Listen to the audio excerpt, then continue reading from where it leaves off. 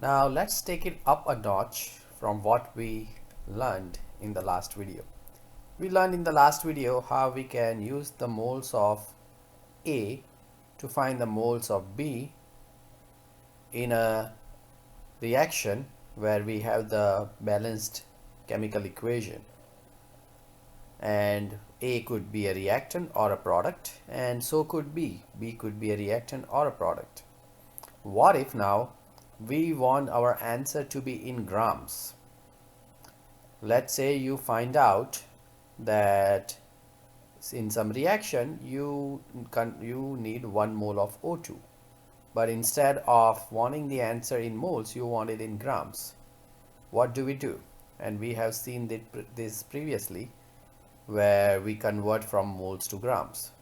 And if you had 1 mole of O2, you would convert it to grams by using the molar mass conversion factor, where you find the molar mass of oxygen on the periodic table. O2 is 2 oxygens, each one is 16.00 grams.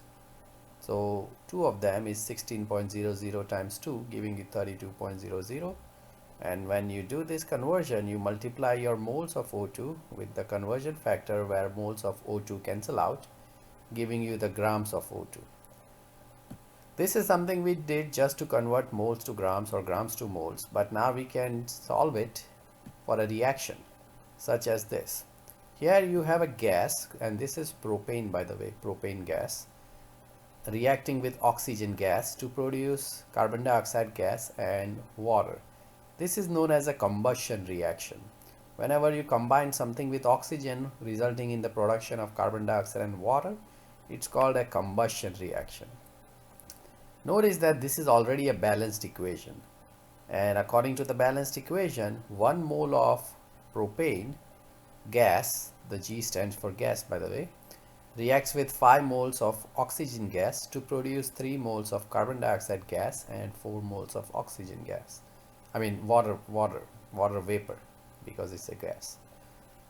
So there are conversion factors we can get out of the coefficients here, such as 1 mole of C3H8, 1 mole of propane over 5 moles of O2, then 1 mole of propane over 3 moles of CO2, or 1 mole of propane over 4 moles of CO2, and so on. 1 mole of propane results in 5 moles of O2 being consumed, 3 moles of carbon dioxide being formed, or 4 moles of H2O being formed.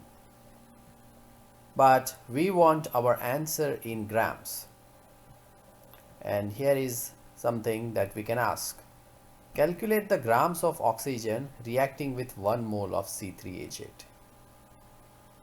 How do we know that? How do we find that? We want to know the grams of this. We don't want to just know the moles of oxygen. We want to know the grams of oxygen reacting with 1 mole of C3H8. But remember what I said in the previous video, that no matter how complex the equation looks, there are only 2 quantities that you are working with when you solve this kind of problems.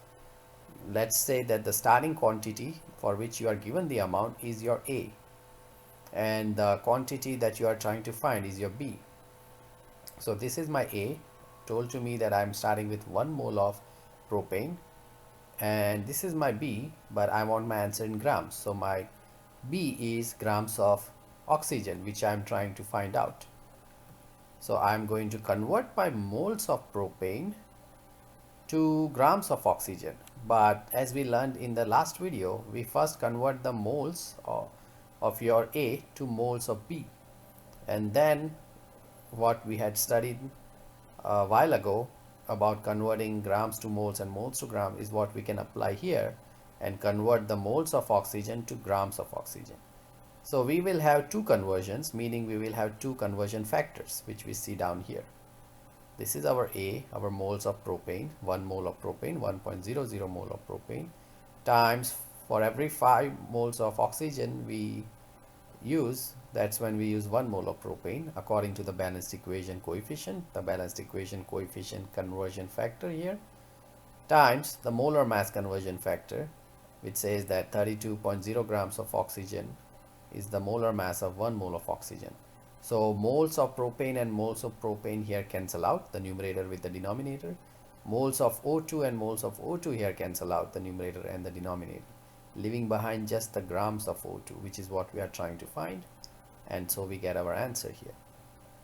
So this problem showed how to find the grams of one of the reaction species, and it could be anything. It could be grams of a product. I could have easily said calculate grams of carbon dioxide produced when 1 mole of propane reacts.